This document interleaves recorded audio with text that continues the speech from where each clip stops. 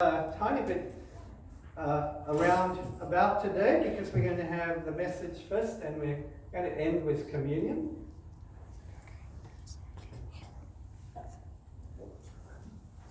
And before we have the reading, which is from Mark chapter 16, and Jesse will be reading it for us, I just want to, this reading is one of the accounts of the resurrection of Jesus. In some ways, it might be the more unusual of the accounts. But before we go into, it's so easy for us because we have known about this for more than 2,000 years. But think about these people who discovered the body of Jesus the body of Jesus wasn't there, and that the resurrection had happened. So we're going back to that in a minute. But here's what was happening in the days leading up to when we now hear this reading. So the disciples, not just the 12, had a few horrendous days. There was this intensity about Jesus as he approached these last days. There were words from him to his disciples that he was going to suffer and die. There was an occasion when he went into the temple and he got angry in the temple and he scolded people and turned things over, tables over, because they were misusing God's house of prayer. And then there was this intimate time in the upper room with his disciples, with the 12. And he even spent that time, surprised them, because he washed their feet. He was their master, and he washed their feet. Then there was a betrayal by one of their own. Then the arrest of their master at night by a mob, fronting up to various trials, aggressive questioning, lies, total disrespect for who he was, bullying, torture, and a brutal death. Then followed a quiet Sabbath day to try and take it all in. The shock, the grief, the questions, the despair. And here is Mark, the Gospel of Mark. So the Gospel of Mark is reputed to be basically the account of Peter the Apostle, but Mark wrote it down. Here is Mark's account of the experience of some of those women disciples the day after the Sabbath. Thank you, Jesse.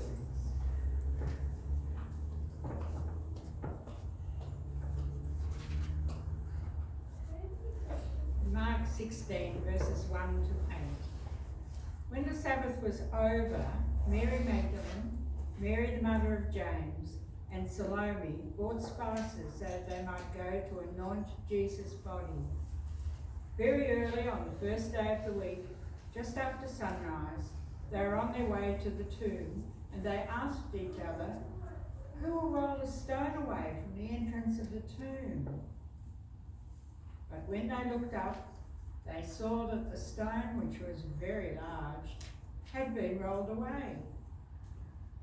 As they entered the tomb, they saw a young man dressed in a white robe sitting on the right side, and they were alarmed. "Don't be alarmed," he said. "You are looking for Jesus, the Nazarene, who was crucified. He has risen. He's not here. See the place where they laid him. But go tell his disciples and Peter, he is going ahead of you into Galilee. There you will see him, just as he told you." Trembling and bewildered, the women went out and fled from the tomb. They said nothing to anyone because they were afraid.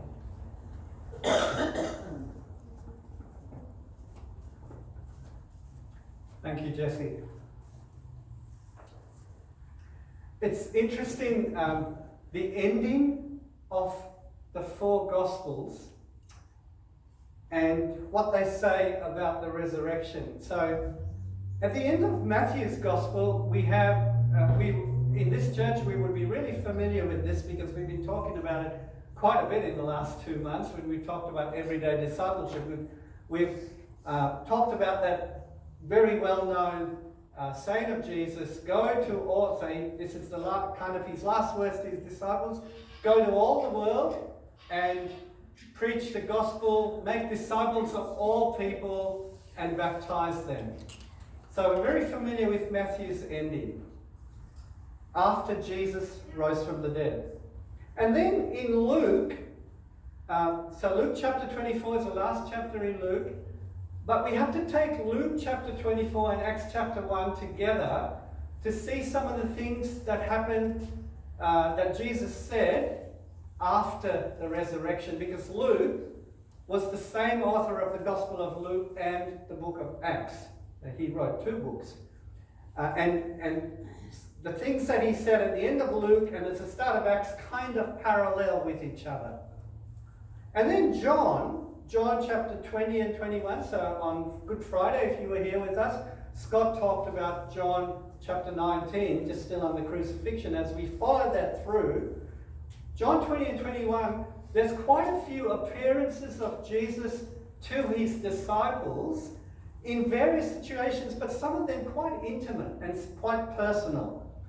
So here was the other 3 Gospels, and then we have this one in Mark. And we have this comment, the Gospel ends with this comment, they were afraid, for they were afraid. Now, if you think about it, if you think of these women and what they've been through in this last week before they happened to it, it's not surprising. Because just as Mark says, they were trembling and bewildered.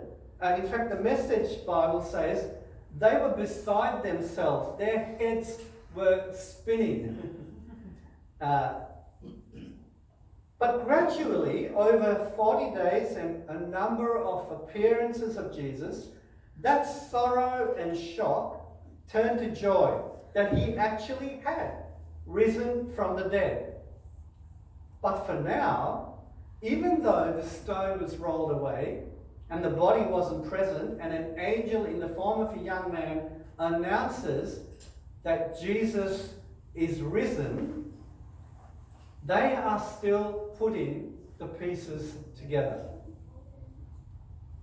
For us, as I said before, who are so familiar with this message, it's good to go back to that moment of discovery as we reflect on what this might mean to us and for us. Jesus has risen. So why did Mark's Gospel end in a kind of, you might think, an inconclusive way? Well, in the Bible, it's not surprising that sometimes this happens. And it's happened before, and we know it, especially from a couple of months ago when we were looking at the book of Jonah. The way the book of Jonah ended. Remember Jonah? God called him to go to preach to a city the city of Nineveh. The city was of people who were wicked and rebellious to the Lord. And Jonah disobeyed God and he went to Tarshish. He went the other way. But eventually, through various circumstances, he came back and decided that he would go and preach to these Ninevites as God told him to. And then when he preached to them, they repented and they turned to God.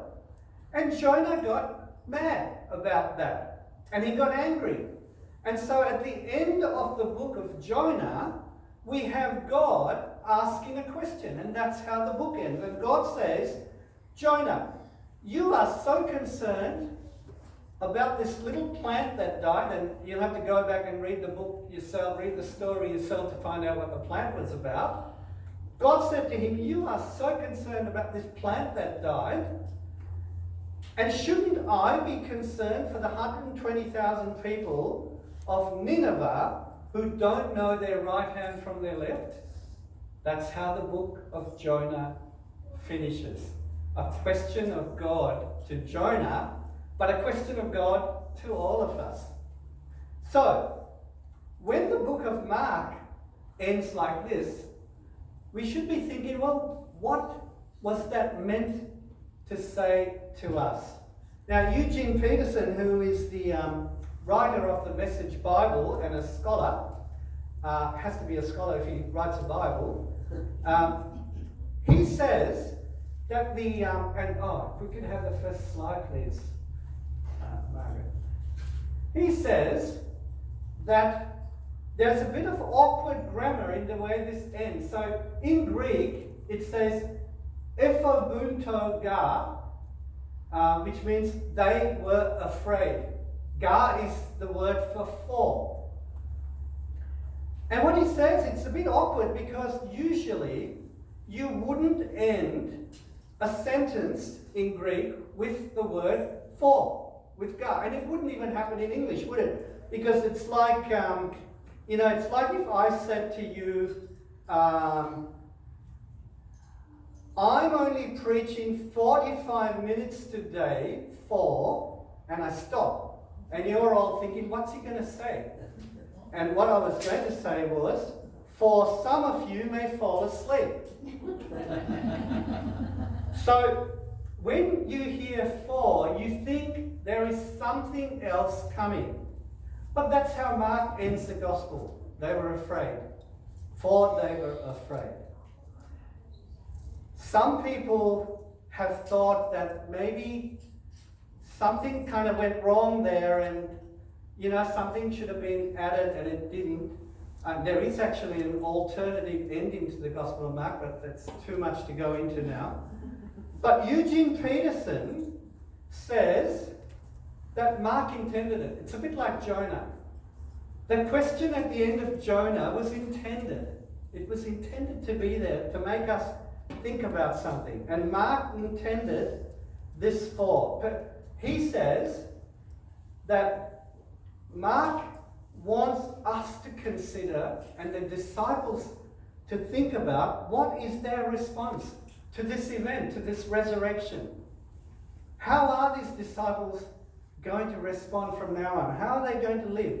What happens next in your life, in my life? So he's left it open-ended. He's left it to make our own personal response to these events. So, how do we respond to the resurrection of Jesus? And I want to just mention 4 things. Starting with something that perhaps lots of people think about, and ending with a couple of things that are quite personal.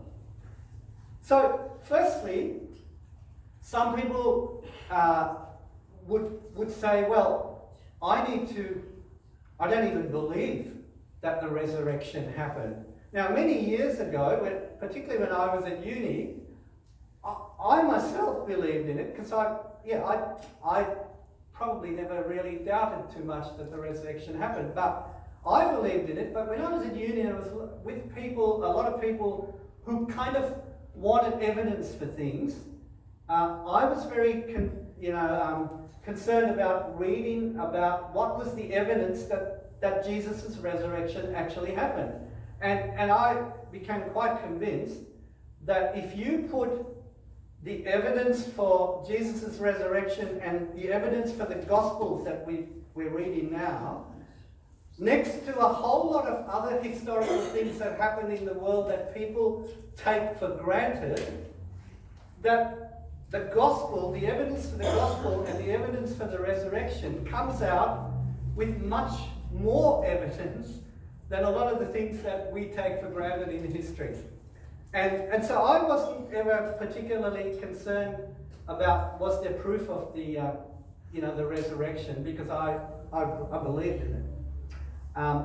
There is, by the way, there are some really good films. If you've never seen the film just called Risen, have a look at it. It came out a few years ago. It's just a great story about the resurrection of Jesus. It's a film. The other one is The Case for Christ, a bloke who was a skeptic. He was a lawyer, and he looked at basically the evidence of the empty tomb, and he came to see that the resurrection must have happened. And if the resurrection happened, then he had to take Jesus seriously. And that's called The Case for Christ. That's a good film too. Pretty well done. But there is another issue about looking for proof that the resurrection happened. Jesus said in Luke chapter 16 verse 31 that for some people, even if they could be convinced that the dead can rise again, they will still not believe. So that says to me, and we all know that's true, that says to me that believing that the resurrection is factually true doesn't necessarily lead to faith, to belief. Right? It's just not about just knowing that it's true, factually. That won't alone bring people to faith. So there's one thing, the proof of the resurrection. I think that there's plenty of proof, and I believe it. The second thing is this kind of thing in people's lives all over, including ourselves, the desire for something more. In today's very secular world, which is based very much on material things, so when I say material things, things that you can see and touch, the material world.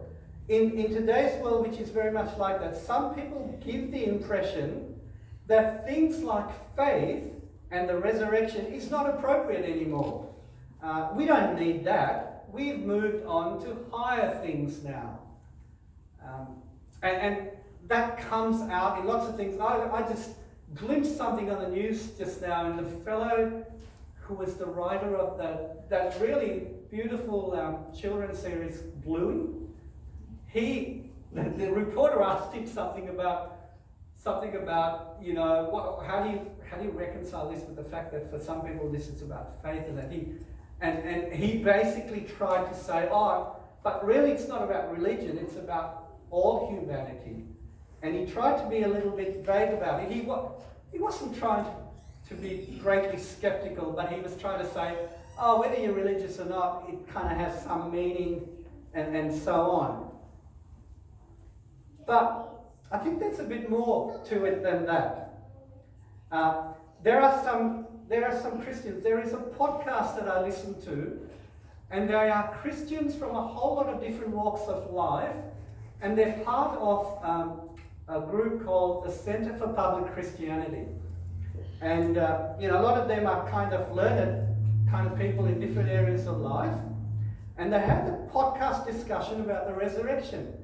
And they were saying in this discussion, discussing Easter, and they were saying how many things occupy lots of us today. You think of entertainment, like we're all into Netflix and stuff like that.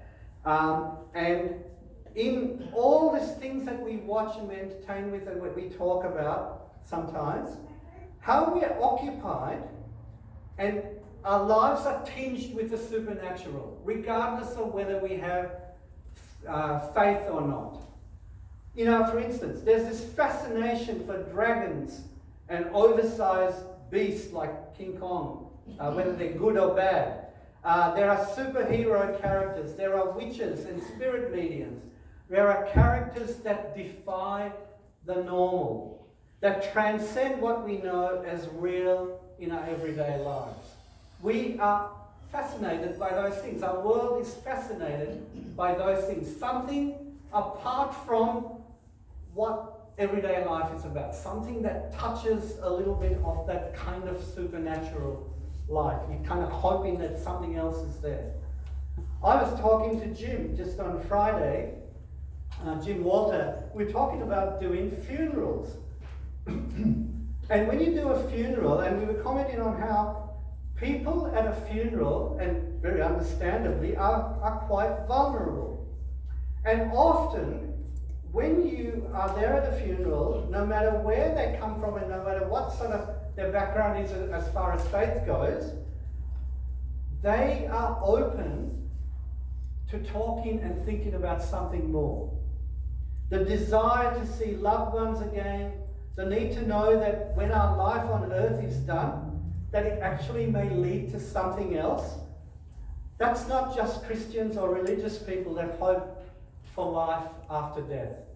Many people hope for something more. And at funerals, you often see that. So, could it be that is the way that we were made? Could it be that we who are made, the Bible says, are made in God's image, are made in God's likeness, that we were made to experience the divine, to experience God, so that if life just ends with nothing, it's incomplete, it feels empty. So, is the resurrection God's answer to that great human longing for something more? Something that makes sense of the things that we do on this earth. Many people, and I am one of them, would say yes it is. The resurrection of Jesus is God's big answer for our world, both in terms of universal events and concerns like pandemics and injustices and gender issues, and also in the personal events of our everyday lives, of your everyday lives, of my everyday life. This is what Bishop Tom Wright, who was once the Bishop of Durham, he said this a few years ago about the resurrection. Sorry?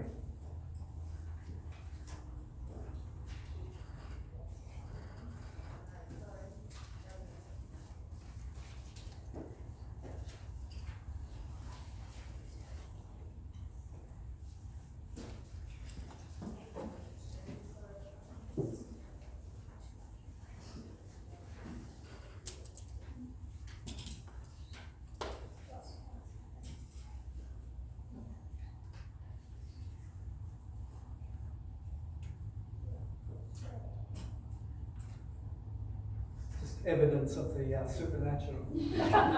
There it is. Okay, Bishop Tom Wright. Easter is what it is because, together with Jesus' crucifixion, it is the central event of world history, the moment towards which everything was rushing and from which everything emerges new. So the last 2 points that I want to make about this, what do we think, how do we respond to the resurrection? These are more, well, I hope practical and also more personal. The first is that the first Christians, these disciples that we were talking about that discovered that Jesus had risen, because they saw the risen Jesus, and they became so convinced that he had risen, they spoke about it all the time. They were witnesses to the risen Jesus. They preached everyday discipleship. The risen Jesus and his power permeated all their lives. They couldn't help it. If you read the book of Acts, you see what happened. That's what they talked about. They talked about the risen Jesus. So, if you and I believe that Jesus is risen, then let it speak in all that we are and in all that we do. But there's a more uncomfortable way to put that. If it doesn't come out in our everyday lives, then do we really believe it? Or is it just part of our religious persona, but it counts for little more? You know, is it something that, Easter comes once a year, and we, got to do the kind of the religious thing, and we think of Easter, and then it goes, and our life just become normal again. Is it that? Or do we really believe it, and it doesn't affect the way we live? So here's the last point. It's about relationship with God. For 40 days, Jesus had both individual and group encounters with his followers. So this is after he rose. For 40 days, he appeared to them in different ways. And some of those, well, all of them were probably pretty personal, but some of them were recorded for us. And even though what we've got in the Gospels are probably mostly just a summary, it's still really quite precious to see what is there. For instance, Jesus talked with Mary in the garden. He also talked with two men on the Emmaus Road. On a long walk on a road, he talked with two men after he rose.